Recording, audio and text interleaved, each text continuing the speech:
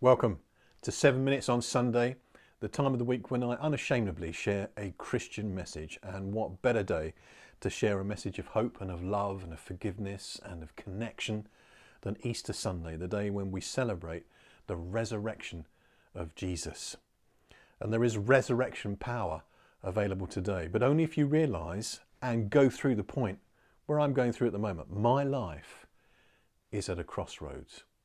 And I'm hoping that your life is too, and I know that our society is at a crossroads. To prove the point, I live in a village called Litchett Matravers. We have a brilliant Tesco's Express where the staff are, frankly, awesome. They're amazing, friendly, sparky, witty, helpful. Real credit to the company. Well, I'm full of joy today because it's an important day for us Christians when we celebrate new hope, new life, and a new start from the crossroads. So I'm smiling at everybody and all these strangers that go by. And I tell you what, most of them studiously avoided eye contact. Now maybe that's because I'm a bit of a bug-eyed druid today, I don't know. Or I look a bit weird. But I managed to make eye contact with 5 people. And of those 5 people whom I smiled at, 1 smiled back. So what's happening to us, folks? What's wrong with our society? Well, whatever's wrong with our society, you and I can do something about it. And we can do that inspired by Jesus. So I'm going to read to you Isaiah 53. This is like hundreds of years before Jesus' sacrifice on the cross. Listen to this prophecy. Who has believed our message? To whom has the arm of Yahweh been revealed? For he grew up before him as a tender plant, and as a root out of dry ground. He has no good looks or majesty. When we see him, there is no beauty that we should desire him. So Jesus was no fashion model. He was a normal person like you and me. He was not going to be on the cover of Vogue.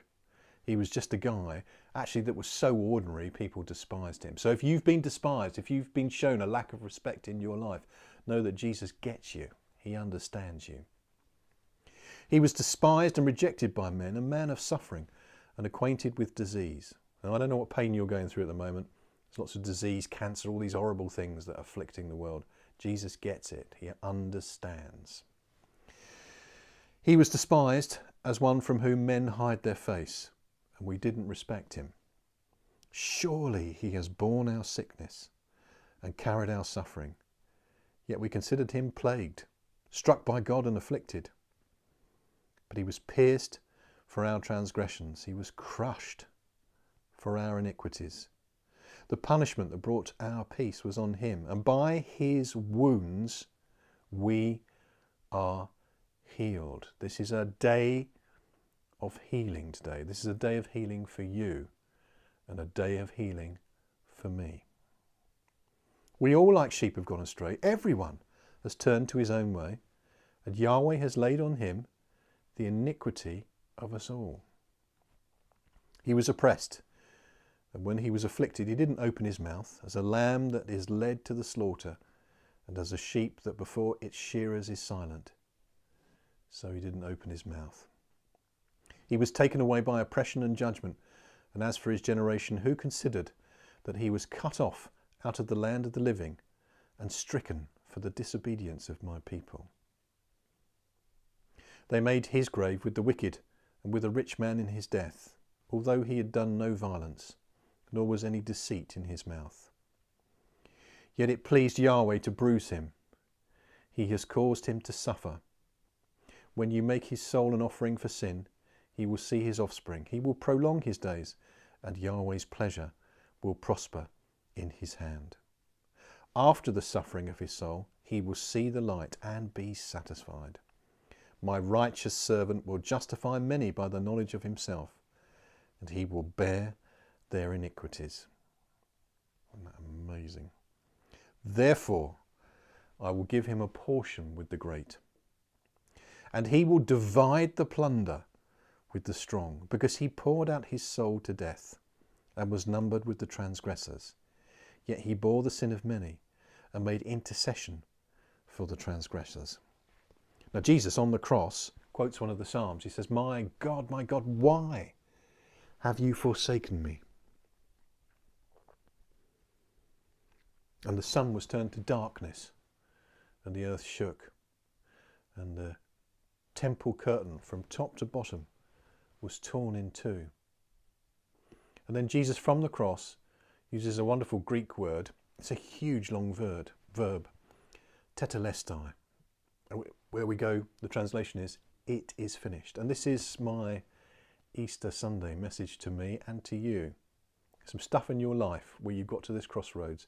It is finished. It's over.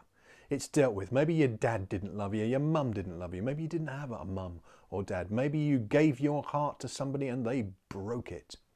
It is finished.